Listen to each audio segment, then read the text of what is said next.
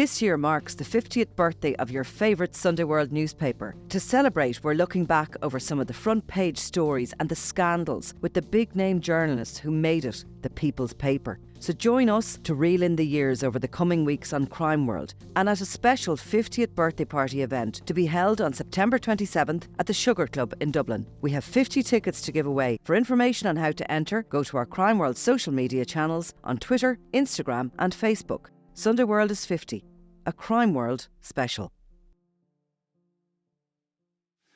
Well, we always slag you as being our one and only Guardian reader, although I do actually read The Guardian, but nobody credits me with it. But anyway. French-speaking Guardian reader, don't forget. Of course. You're sort of like the diamond in the rough amongst the Sunday World crew, I suppose. But kind of when you were starting out and your aspirations maybe of being a journalist, did you ever think you were going to be finding yourself on the inside of brothels and face to face with some of the vice industry's most dangerous pimps? No, is the short answer to that. But I think it was a bit of a rite of passage for every newbie coming into the Sunday World, is go off and quickly find a brothel for them to write about.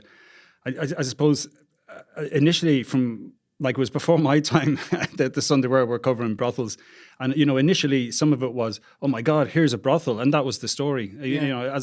It was like Gay Byrne had just invented sex on the Late Late Show at that stage. So it was kind of the early days of even society getting to grips with this, kind of hidden Ireland, this underworld Ireland. And it did evolve even before I arrived in. There was, when we got the chance, a more of a concentration on some of the gangsters. Like I think it was Tom Condy MacDonald was one of them, and he was the helicopter flying pimp from the west of Ireland who made quite a lot of money. And then, of course, it would have been two fellas working for him who went on to become major players and still apparently are major players in the vice trade in Ireland. That's interesting now you should say that, because I do recall some of the other tabloid media that were here, mostly sort of Irish editions of the English newspapers. Their headlines in the early days, and we're talking last century now, we're talking the 90s, and probably, well, certainly it would have been the 90s by the time I was aware of it. But their headlines were kind of like, judge caught in brothel, or, cop seen going into brothel. It was like there was no actual probably evidence to this. It was just literally the headline grabbing the idea that somebody in high society could be in a brothel. But it's interesting that you should say that the Sunday World were sort of already kind of before their time going in behind the operations and trying to find who was benefiting.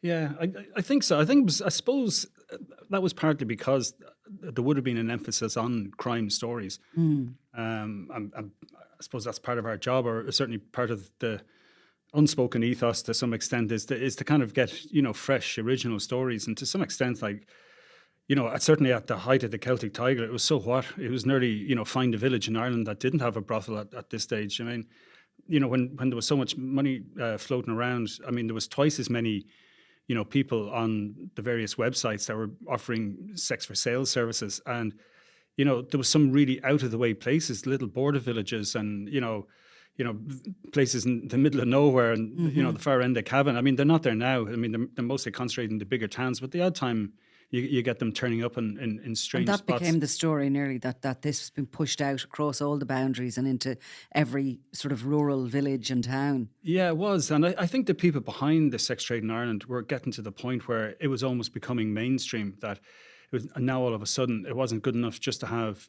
a stripper at your stag party. Now you had to have a couple of prostitutes to make sure the guys had a really good time. So it was getting to that point.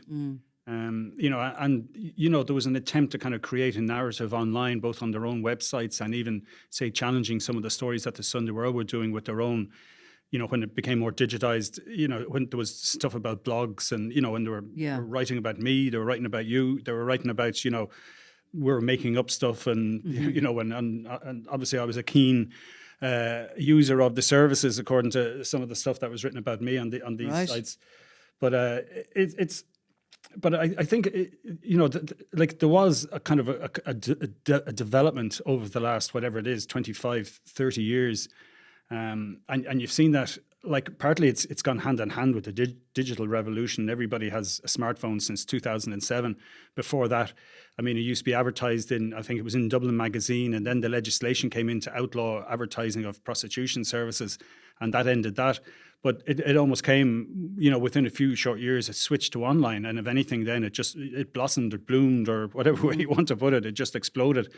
And then on top of that, then you had a lot of people, young people with spare cash. So all of a sudden it became a little bit more acceptable, I think, among certain types of people. I mean, all the surveys show, this is now stuff that I would have spoken to researchers in the past some years ago. It might have changed since, but they kind of said the typical user of prostitutes in brothels would be a middle-aged suburban dad who would visit once or twice a year, which was a real kind of, you often thought, no, it'd be kind of slightly younger single guys with plenty of money and, living a fast kind of lifestyle, didn't have time to waste time chatting up women and just wanted to get on with things and move on to then whatever the rest of it was at night. But no, it turns out it was older guys, people with kids and, possibly for whatever reason were availing of these services. And one of the things I remember himself and Liam O'Connor we were tipped off about a story. Now it turned out to be bogus, but we ended up watching this particular apartment that was being used right in the middle of Waterford.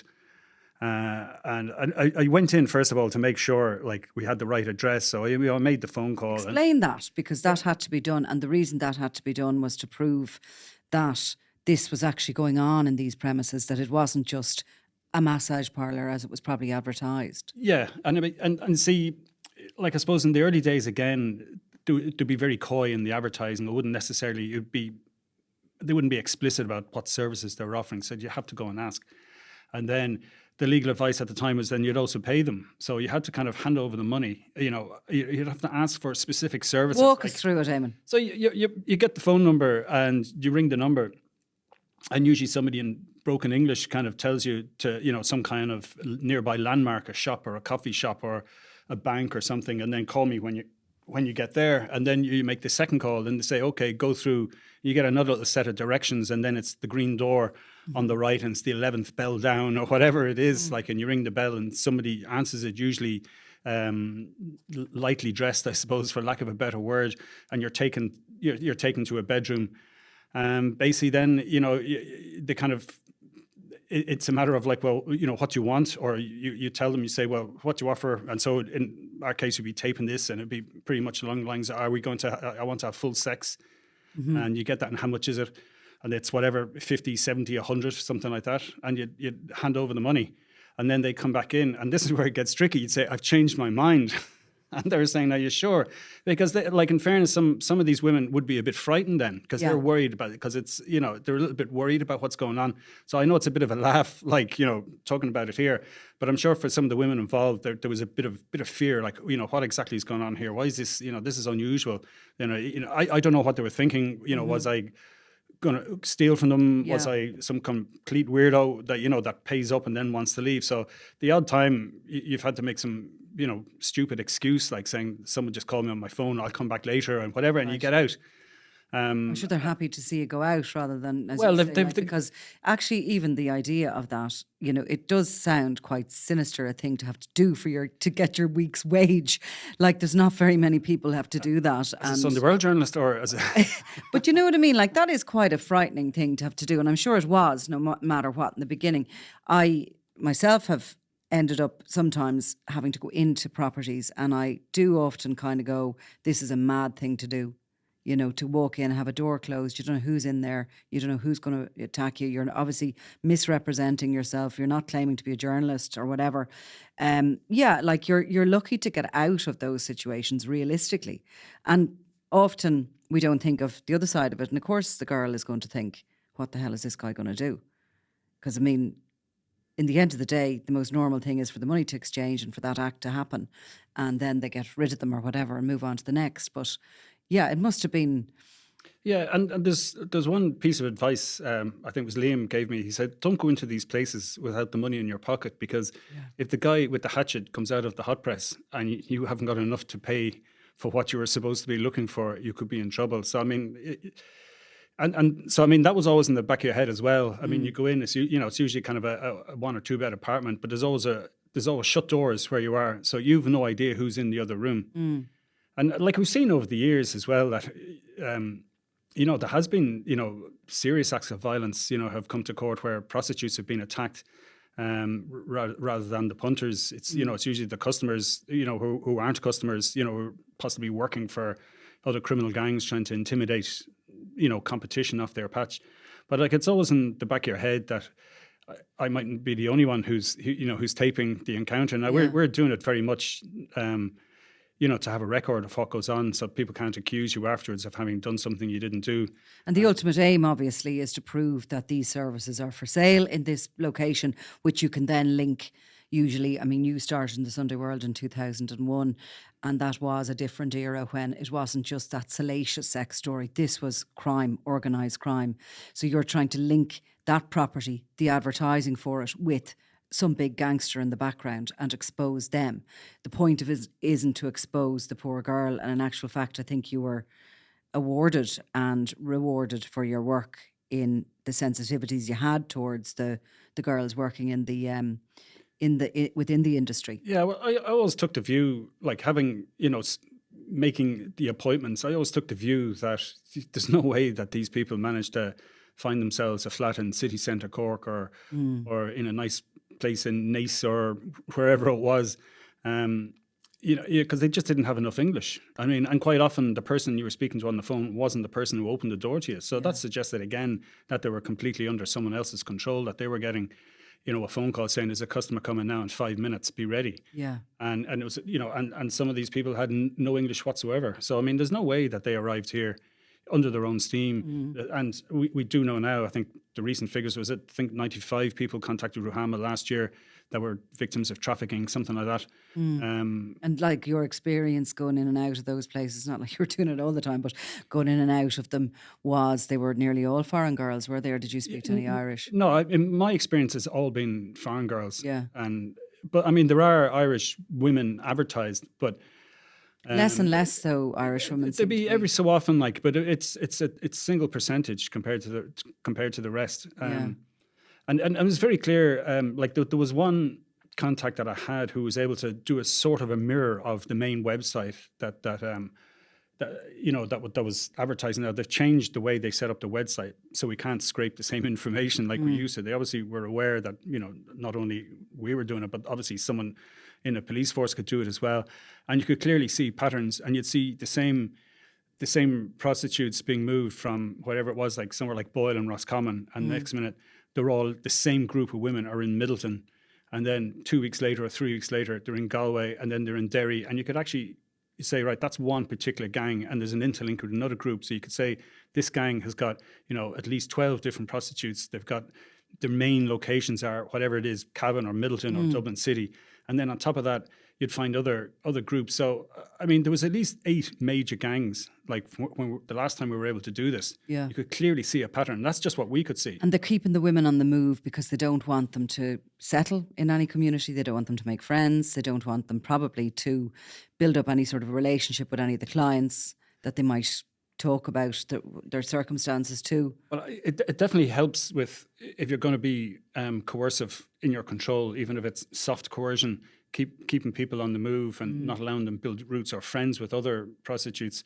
But also, there was an element of, we got to keep the punters happy and have fresh girls for them, every so often or whatever it is, every couple of weeks, even though, the pattern suggests that the users of such services are once or twice a year, so possibly they don't need to be moved as much as that. So it does point to, it's likely that it's more to do with coercive control. And like over the years, like we've seen that, I mean, the chap who was jailed in Wales, TJ Carroll. TJ Carroll, yeah. So I don't know if you remember the story, but we got hold of all the statements of something like 35 women that were trafficked by his group. Now, some of them were, I think, some of them were Uruguayan, South American, and they were kind of middle-aged ladies, and they were making a clear economic decision that they were going to leave their cleaning job in the south of Spain for a month or 6 weeks, and they were going to work as a prostitute in Ireland, and they were coming over, and they were complaining about they were frightened of the guy who used to call to collect the money. They were forced to work in in apartments. One of them didn't have a front door that locked. They couldn't choose their clients. They couldn't say no to a client. So even though, arguably these women had chosen to come in, to work, and they were making an economic choice of their own free will, when they got to where they were in Ireland, it was far from it, and there was even like he used to let it kind of be known he had nothing to do with it, but one of the women who'd worked for him was murdered. She was beheaded. She's a Malawian woman who was killed by her, I think it was her partner. But he didn't disabuse anybody to say, no, that wasn't me. He let everyone think it was him. So he enjoyed that. But there was one particular statement that I saw, and it was the worst possible nightmare. As a 13-year-old girl, she was tricked into working in a bar in some part of Nigeria. And then, a boyfriend, eventually, was going to rescue her and bring her to Ireland for a new job, and she was going to meet his auntie over here. And I think at this stage she was like 19 when she arrived in Ireland, and she was told she owed €50,000 and she had to work it off. And she spent 5 months working in brothels here. I think then it was an Eastern European colleague of hers said, look, you can just walk out. And she plucked up the courage, and she was interviewed by the guards, and we got to see her statement, which I add were all part of a cab case against them. Mm-hmm. So, I mean, it wasn't like we got the statements illegally or anything. TJ Carroll was, during his court case, what year was he arrested, do you think? It was about 2008, was it? 2009? Thereabouts? It was around that time, yeah. He had moved this operation to Wales because there was an investigation here. He'd already been raided twice in Ireland. And he was sort of operating it remotely then, wasn't he, from Wales, with his then partner, who was a South African, Shamilia Clark. And I went to see her in prison in Wales, where she protested her innocence and basically sort of portrayed herself as a victim of his as well. Now, they were in a relationship and both of them were ultimately jailed. I think, from memory, during the court case in Wales, it was described that he was going to market in a place called Benin in Nigeria, and he was basically buying some of the girls from that market. It's a very sort of famous area of Nigeria where girls are brought from the country deep within rural Nigeria with no education, and they're all believing in these kind of voodoo rituals and witchcraftery, and they're sold basically at this market to traffickers, and they are set to work in the sex trade. But they believe that if they don't work really hard, then there's going to be, curses put on their families and all this. It's a real manipulation of very vulnerable, uneducated, impoverished women. And really that lies at the heart of the sex for sale industry. Yeah, no, I actually had a chat with, it was an American academic who's done a lot of work on this, and he was explaining that the power of religion in West Africa is huge. And he said he went to kind of Christian meetings, whatever, and it would last for 3 or 4 or 5 hours, and there'd be a heaving crowd, and eventually everyone was in a state of nirvana or whatever. They're absolutely wild, I suppose, with filled with the spirit of the Holy Ghost or whatever. And then these like there's a strong belief, and basically there were people before they were being sent to Ireland. They would go and undergo a ritual with a priest, which might involve being cut with a chicken bone and some of the blood being burnt and all that, all this stuff. And it was really held that if anything, if you break this curse, your father will die, your mother will die, you will die. It'll bring a terrible thing to your whole family, and and you won't just die peacefully. You'll die screaming of some they really horrible believed thing. this, and it's very much believed. And it got to the point where the king of Benin, he actually, now it's a kind of a titular title or whatever, but he is considered the high priest. And it was sometime, whenever it was, around 2012, or no, it was actually more recent than that. He basically issued a statement to say that this curse has now been lifted. It doesn't exist anymore, because it was being used. It was such an effective tool of coercion, to lure people into that sex trade and to make them work for free, and to keep them in. And and it might sound far fetched, but there was actually a case in 2021 in Mullingar, and there was 4 women gave evidence against. There was 3 people charged, and it was 2 women and a man. Of course, the man was the guy who was acquitted, but the 2 women were jailed for their part in trafficking these women, who were promised jobs. They went through this juju ritual, and they genuinely believed it. And their victim impact statements were horrendous. When they talked about it, there was all the psychological damage, but even like the physical damage they suffered from having sex so many times, over I think 5 months, I think, or 4 months was the longest that any of the women managed to stay in it. But like they suffered so many a day, like. they suffered so many internal physical injuries that have has left them permanently scarred, and Yeah. doubtful whether they could have children again and all that sort of stuff.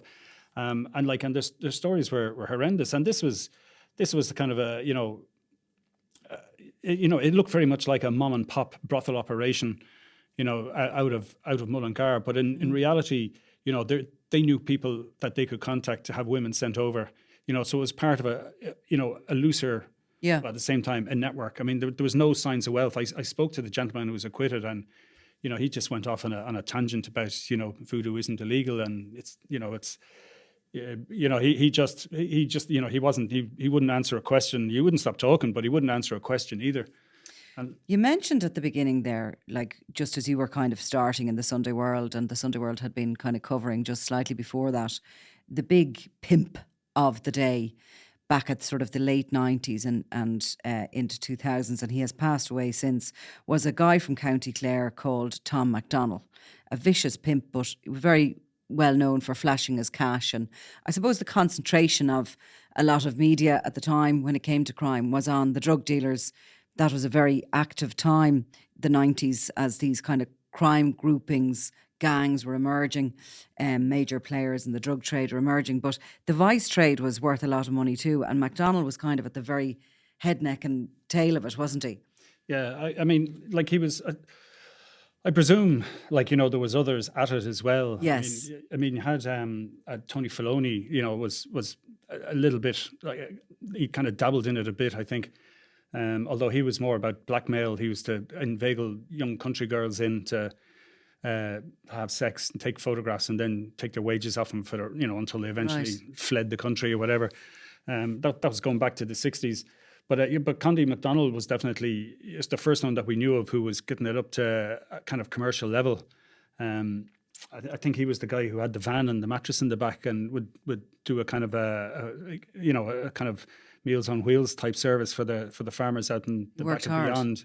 So yeah, he worked at it, and of course it was good money. And I mean, and his guys then, Martin the Beast Morgan would have been one of his bagmen, and Peter McCormack, who then was also involved with him, and they're the ones. And where did they come from or out of?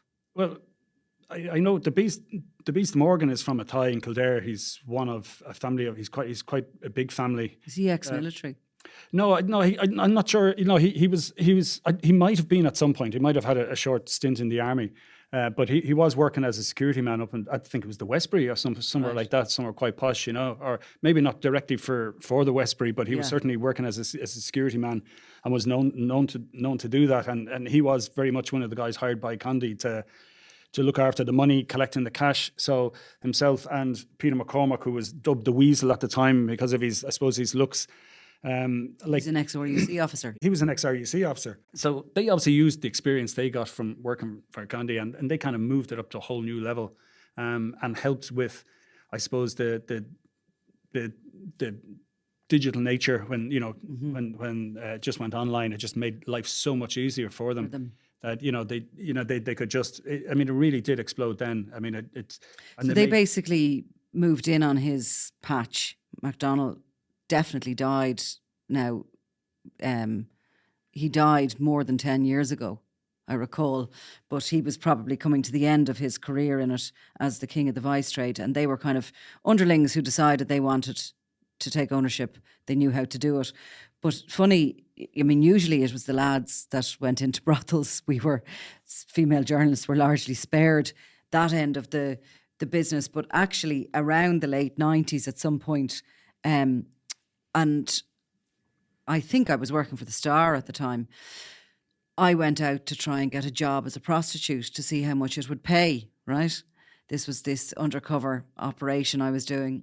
And I answered a couple of these ads that were advertising sex for sale, and sort of maybe must have phoned and said that I was actually looking for work.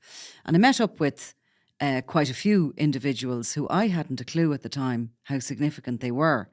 But there was one... I was told to call to this premises in around Leeson Street somewhere, with a photographer with me, and I went in, and that was Peter McCormack was there. And I remember kind of peppering as regards, what will I wear? I didn't want to look as if I didn't want to look like a journalist, right? I wanted to look like an ordinary girl who wanted work as a prostitute. And I kind of thought I'd go for this sort of student sort of look, needed more money to get through college sort of thing. I wasn't going to go completely try and, act out something that was too far away from my own background, I suppose. So I decided I'd say I was a student, that I was struggling to pay rent in Dublin, that I needed to make some money, and I just wanted a quick in-out job in it, And Peter McCormack brought me down to this room, like when I think of it now, and if any young journalist did it now, I'd kill them. Yeah. So down I went to them, and I remember I had a long sort of a skirt on and a denim jacket, and he got me to walk up and down the room for him, and I obviously he could see obviously that I I must have looked a bit nervous, but I had a handbag thing, and I remember he just did that. And he said, "You're not a journalist by any chance, are you?" And I went, "Oh no, not at all." But I'd say he had me copped, which probably saved me, actually, because he, as I subsequently found out, liked to test out everybody that came to work for him, and he was very quick with his fists, and there was no question but he would have, presumably decided he wanted to have sex and beat me up that day if he hadn't have suspected I was a journalist. So in a way, my nervousness probably saved me from it. But there was another woman then I met, and there was a woman I met that was in and around the Bleeding Horse area. There was a flat, and there was a woman I told me to come to that, and I went along, and she was an Irish woman, and she was working this beat for a long time. There was about 3 of them. I never met the boss, but I met her, and she was to show me the ropes. And she brought me into this room where there was this kind of like a bed, like almost like a sunbed thing. And that's where you brought the man into this dingy flat, and it brought him into this place, and he was to go up in the bed and whatever would happen. So I just chatted to her, and she basically was a mother of a few kids and was working there. She told me that she was making a load of money. I mean, at the time, I think it was £1,000 a week, which probably was more like what you'd get a day for it, but that seemed a lot, or 2,000 a week, I can't remember. But anyway, she was working. I think this girl had addiction issues herself. But she was very nice to me, actually. And she actually said to me, "Don't do this. Get out of here and don't come back." Right? Really nice. She could obviously see I was, young. I mean, again, my story was that I was trying to make some money while as a student. And she said, "Do anything you have to do, but don't come into this."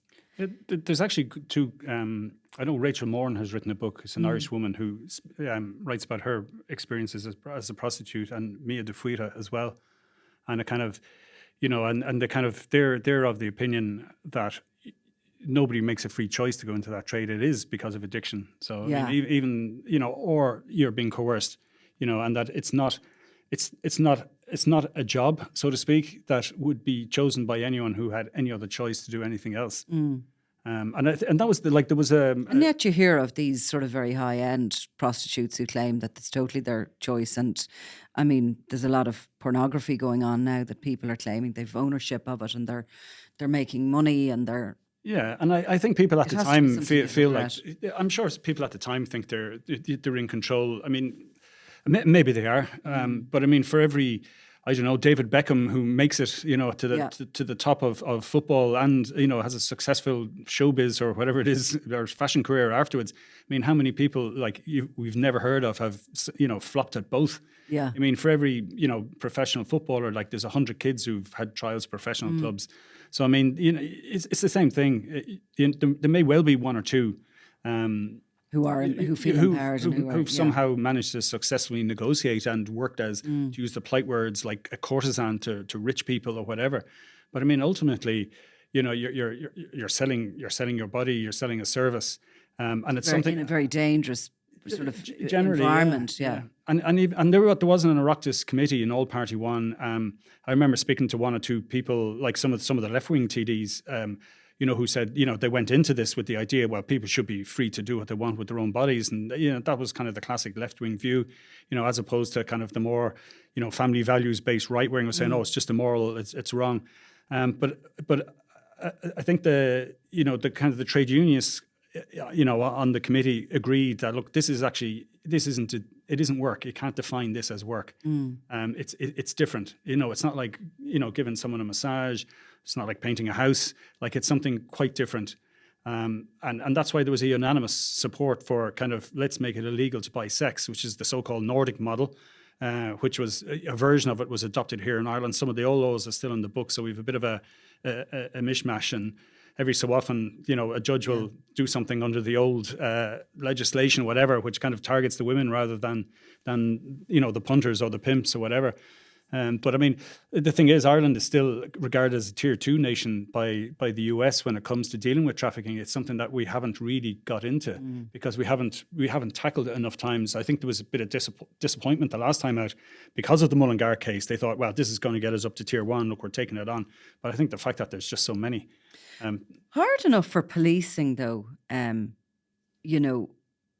suppose maybe back in the day when you were starting in the Sunday World during those kind of the early noughties, the focus was on a lot of big pimps, and one female one, Marie Bridgman. Now, do you remember this? Because this was only in 2004.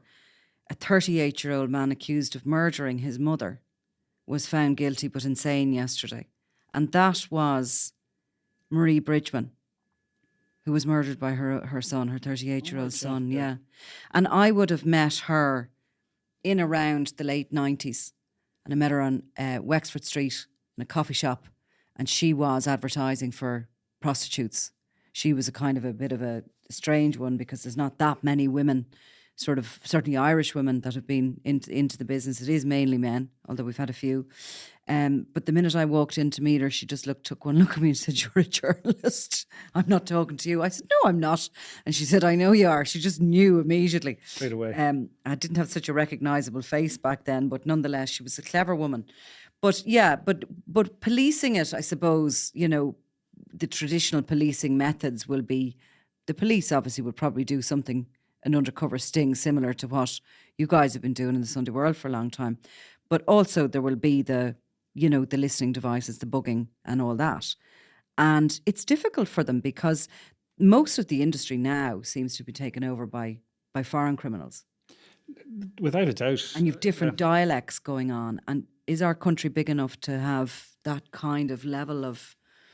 I think so. I mean, there's not that many dialects. I mean, even if there's 10 or 12, it shouldn't be that hard for, if there was the political will or if there was... I know this is the difficulty with that. The only reason I raise it is because of the grow houses and a lot of the Chinese, Vietnamese, etc., who'd be involved in that. They have a difficulty with all the different dialects of the same kind of language. But anyway, maybe it's not so. Yeah, no, we can see that they've done it in other cases. I mean, there was the recent cab case with a Chinese money laundering operation that was going on. So they're well able to do it when they want it. So I don't think that's an issue. I mean, there has been a lot of cooperation with the Romanian authorities. The likes of the Ganuso gang, were operating in Ireland, where the women had tattoos of barcodes on them to show their loyalty. And then you had Ion Anton's crowd as well. We did stuff on various operations, and then I know RT's Primetime Investigates, absolutely nailed them, which was great work by them. They obviously had plenty of time to work on it, but not that I'm jealous or anything. But in fairness to them, that was actually a brilliant expose. But I mean, they're still operating. I mean, that group, whether he's involved or not, is another thing. But I mean, that network is still there. And you do have different ethnicities. You're going to have women who are being exploited from poor countries. So you see, like in Ireland, there's a huge number of Brazilian, a huge number of Romanians. Yeah. And they'll often, put themselves down as Portuguese or Italian in their profiles to try and disguise the fact that they're coming from, impoverished places. So, and they might be, there might be a certain amount of them who've agreed to come to Ireland to work as prostitutes, and then the reality of what they're doing when they're here is completely different. They might be getting what they were paid for. They're certainly not getting to choose their customers. They're under tight control. And then there's others who are just, totally lied to and kind of told you have to work off to pay your debt. And what of McCormick and Morgan? You're still writing about them? Well, I haven't written about Morgan in a while. The last time I met him, he was over trying to get his money back that was taken off him when he was convicted for running brothels here on the Quays, I think, in Dublin, and another one somewhere else. And he was in the brothel with, I think, 12 of his workers when the guards raided, and he was caught bang to rights with all the phones. But and are they still running stuff, you think, into Ireland? I don't know, to be honest, about Martin Morgan. I doubt he's not involved. You know, he has to be. I mean, I remember I spoke to his sister one time. I interviewed his sister in London, and she just tore strips off him, called him a scumbag. You know, and just was a nasty piece of work. You know, the day I doorsed him outside the CCJ was a little bit opportunistic. I think it was there for something else, and went, oh God, there he is, because we weren't expecting to have turned up at one of these financial hearings, essentially.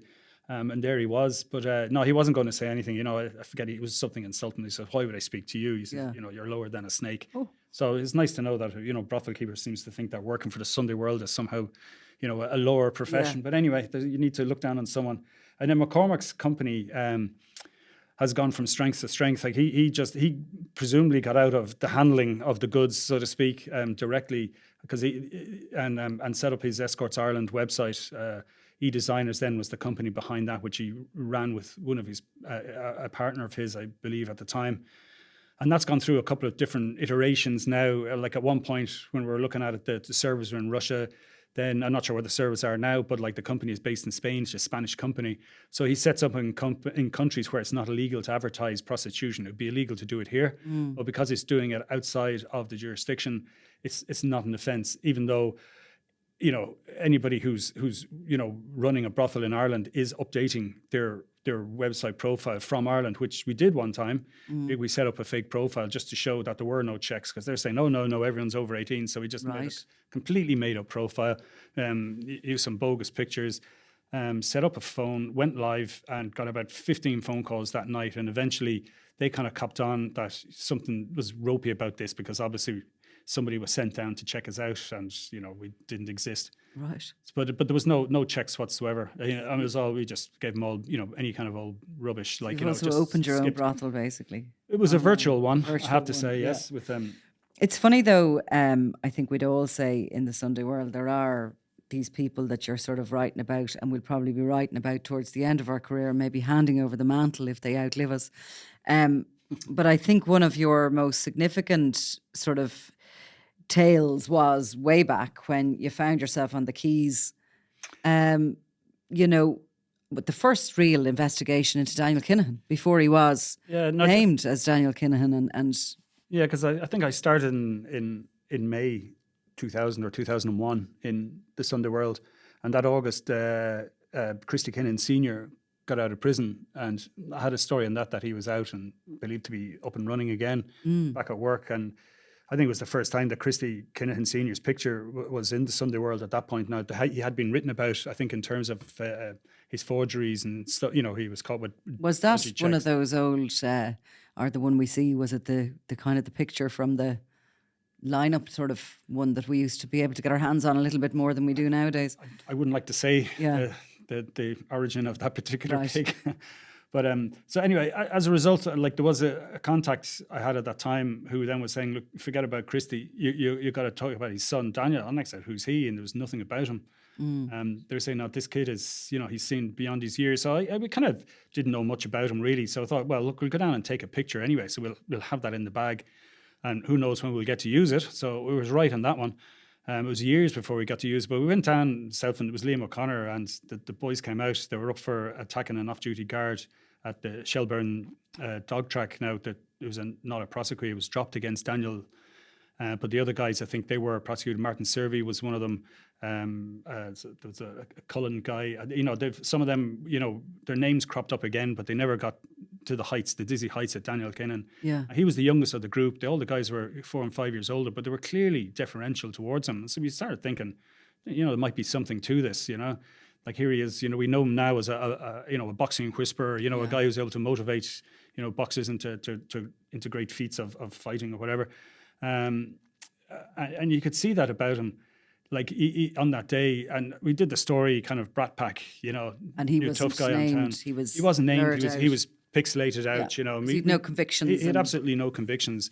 But if you remember, it was just only a year or two previous that Ray Salinger was shot dead in the south inner city in a pub, and that was very much being put on the Kinahans at the time, and that was their statements that, you know, he had crossed their path years before, like 8 or 9 years. This is the story, and he thought things were safe and things had cooled down, and he'd come back home from wherever, and he was having a pint in this pub, and he was shot dead, and it was seen as totally over the top, but absolutely ruthless, and very much a stamp and a mark that the calling card of what was to come. Weren't.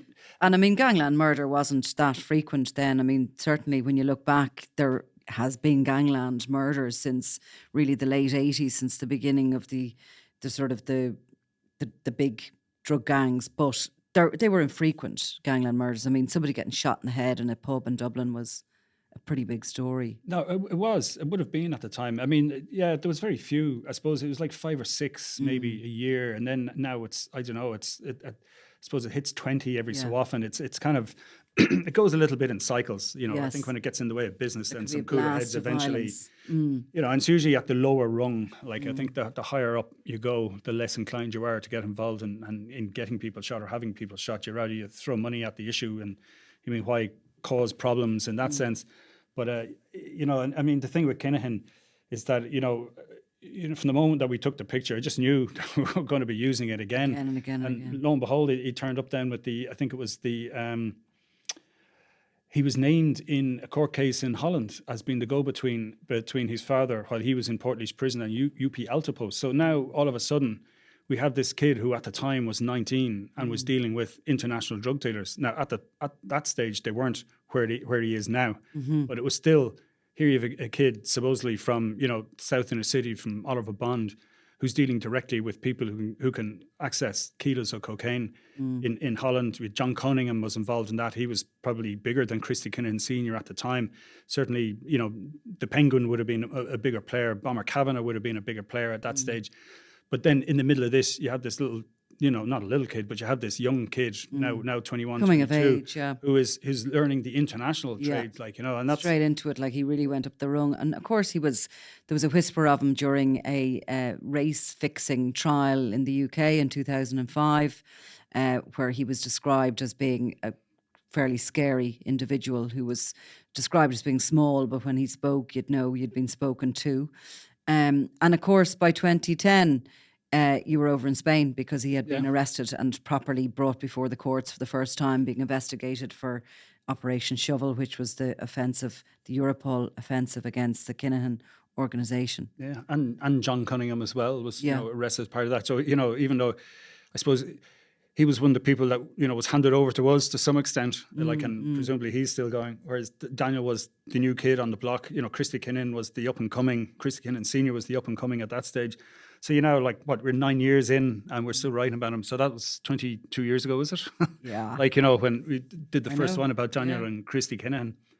And it just shows, I mean, in a way that was kind of the calling card of the Sunday World as a media organisation, as, you know, what it was in, I mean, before I started working with Sunday World, I used to look on fascinated. How are these stories? How did they get these stories? How did they get these pictures and everything? But actually, when you start working in the newspaper, you realise that they're ahead of the game because they are ahead of the game. The Sunday World was always ahead of the game when it came into crime, because there was an investment put in to, if a reporter came in and said, I'm hearing these stories about this young guy down in Clondalkin, he's, you know, my contacts are telling me he's going to be up and coming. An investment would be put in to putting a little surveillance operation on that guy, to trying to find out more, to trying to get a photograph, to put it into the archive, to be ready when something did come. And I mean, for me, that very much was why the Sunday World was as successful as it has been over the years in crime reporting. And even sometimes, you know, you know of somebody, but we can't write about them at this stage, but we know they're going to be in court for driving too fast on the motorway. But we'll go and take their pick, and we'll have it in the bag and ready to use for, you know, when they, you know, make the big mistake or hit the headlines. And I mean, back in, I suppose, both when you started and I started, there was a lot more resources. Then, you know, it was a far bigger team and we were far more able to do that more frequently. But I suppose we just move with the times. And things are changing in the media business, in society and everything. We were talking about that before we come on, about, I suppose, how the Sunday world has evolved in the way it approaches stories as well over the years since you've been here.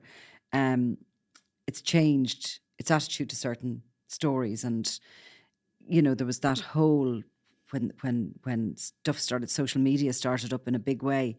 Like, a lot of the stories you would have done would have been about the bare knuckle boxing, that secretive world that existed, and you made your contacts, and sometimes you were invited along to things and sometimes you weren't. But that all changed because that all went up on social media. And well, I remember, like, driving to Ennis to buy a VHS video copy of a fight, and that was only 2004, 2005. Whereas now it's going to be up online. It's in fact, some of them are streamed live on Facebook, so you can actually watch it. You don't have to go anywhere.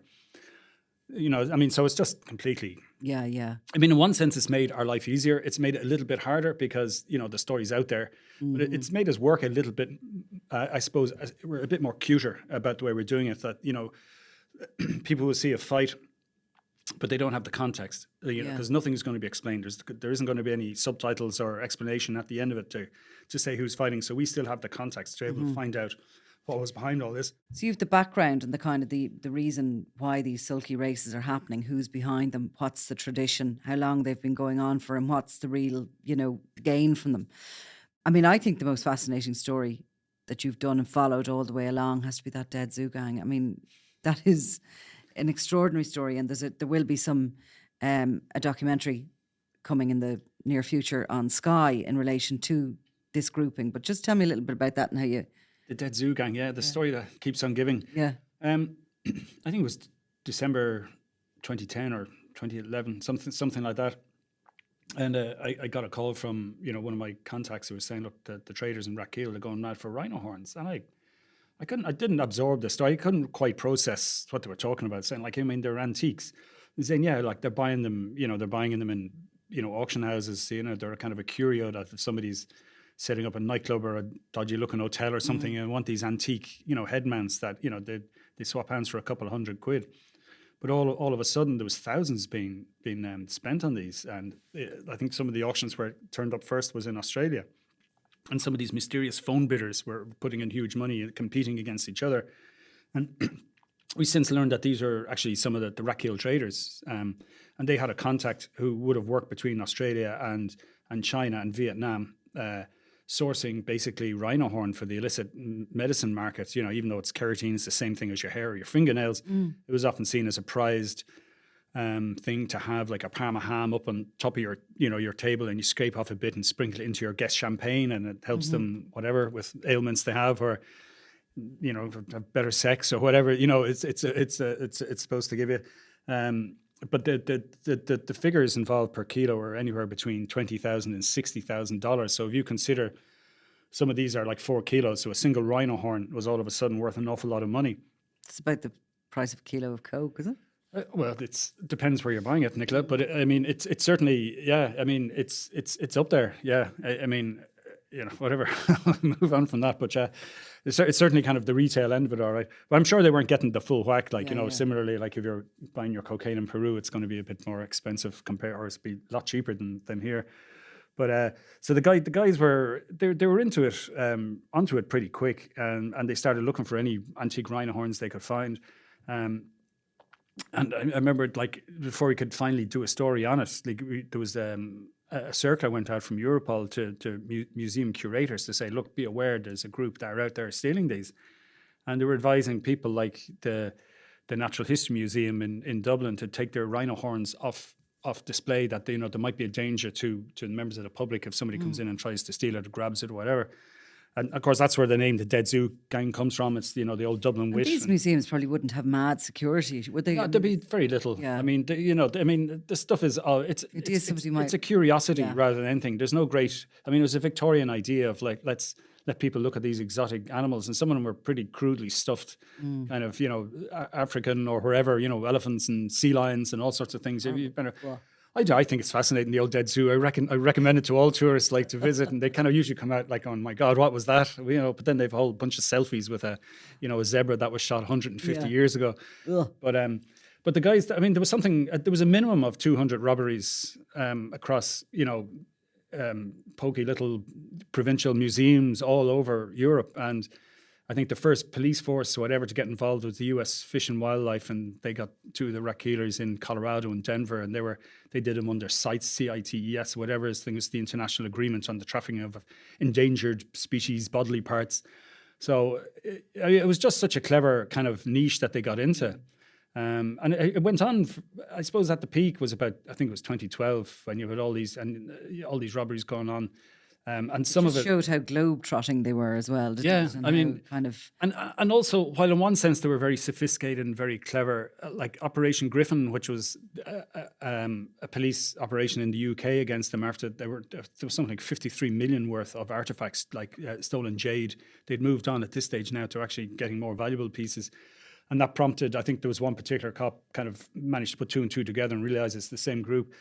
And there was some of the evidence in that, like, showed you how hapless and clumsy they were. Like there was guys, they were buying burner phones to tell their guys, okay, this is where you got to steal it and all the rest, and then ringing their mammy on the same phone because they'd forgotten their own phone, and they were like, and it was that level of incompetence, and they were able to piece together the movements, and and then the guys would hide the stuff, and they'd all turn up the next day and they couldn't find it.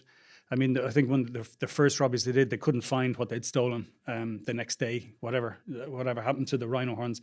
But there was, but like it's still going on. I mean, even last year, I thought it was all finished. And, it turns out there was another 4 guys caught in France. It was a kind of a routine traffic stop, and they were found with all this stuff, and they were put under, I think, some kind of surveillance.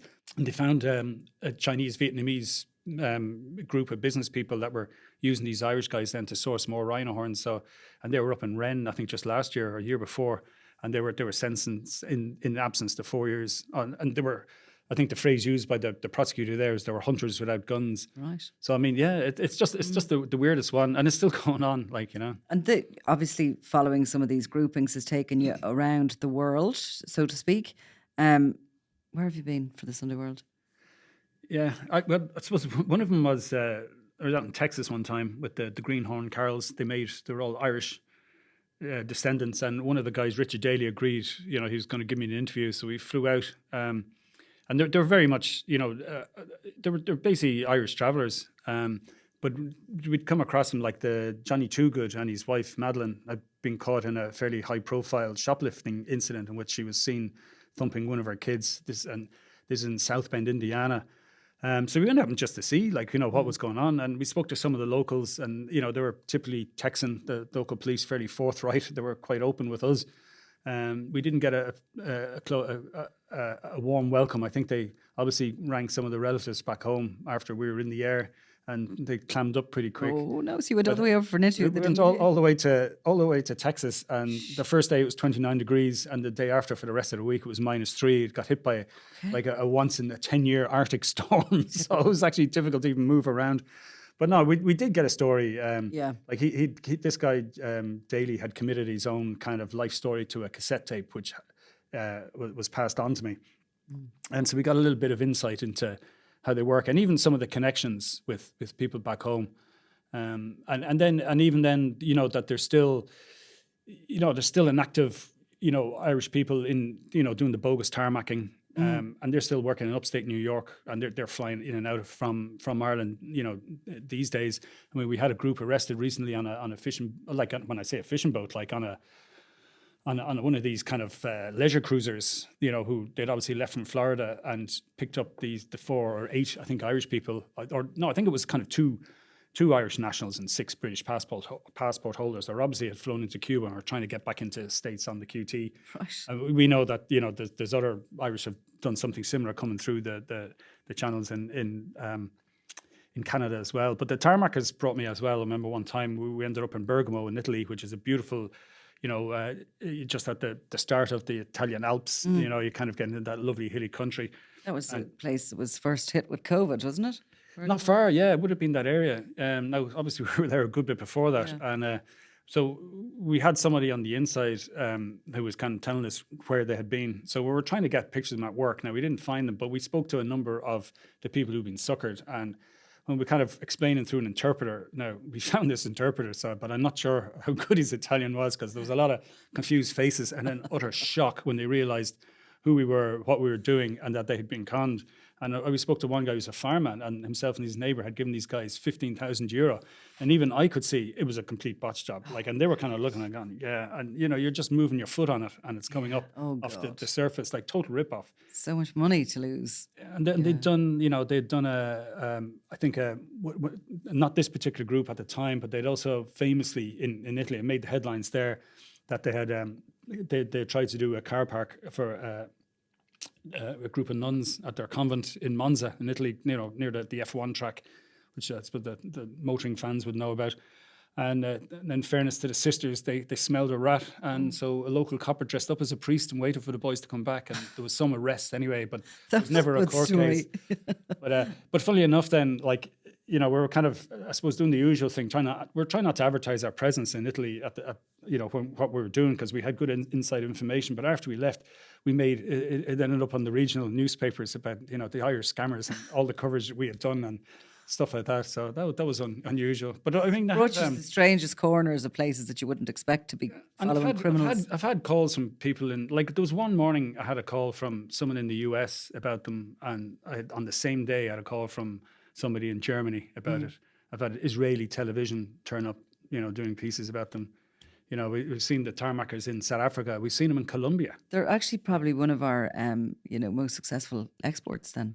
Well, they're good at it. I mean, they've turned up in Australia. And, they've we punch very much above our kind of small little country, don't we? Sometimes when it comes to the criminal underworld and, Yeah, I suppose it's the flip side of our soft power. Like, we have all these great artists, and these fantastic writers and singers and a couple of, determined sports people, and we like putting that forward. And, we're good at diplomacy. Our blue-hatted, UN soldiers are, well known for diffusing situations. So, I mean, if you apply those same attributes to a more criminal kind of activity, it's going to work for you as well. We're doing well at it. So, I suppose to finish, are you ever regretful that your career took you into the Sunday World as opposed to the Guardian? Look, I mean, the advice is, the young people is find something you love doing, and you won't feel like you're working, and that's what it is. I mean, sometimes it's extremely frustrating when there's a story and you just can't get it, you just can't get at it, and then sometimes on a daily level, even you go to a court hearing and it doesn't happen. You go, oh hell, I have to try back here again now, or whatever, or worse, somebody from a daily newspaper turns up. Oh yes, how annoying is that? Yeah.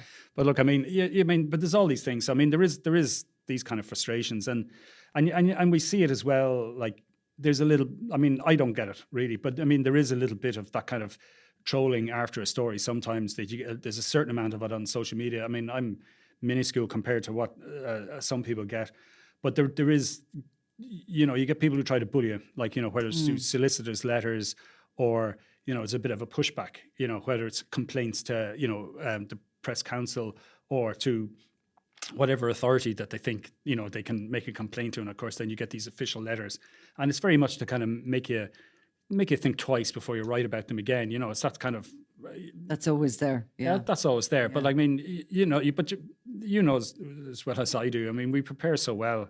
I mean, people might look at these stories and think, God, they wrote that in 5 minutes, but it's taken a long time, and every line has been carefully read, and also, everything can be backed up, and it's it's an education that you're gaining all the time, and your experience, and your, what I mean, how long you've been at it. And the likes have been able to look at a photograph of Martin Morgan because you've been face to face with him, and you can say, that's him, or that isn't, you know what I mean? So that's really, and what about the changing face of the Sunday World as it goes forward to its next 50 years?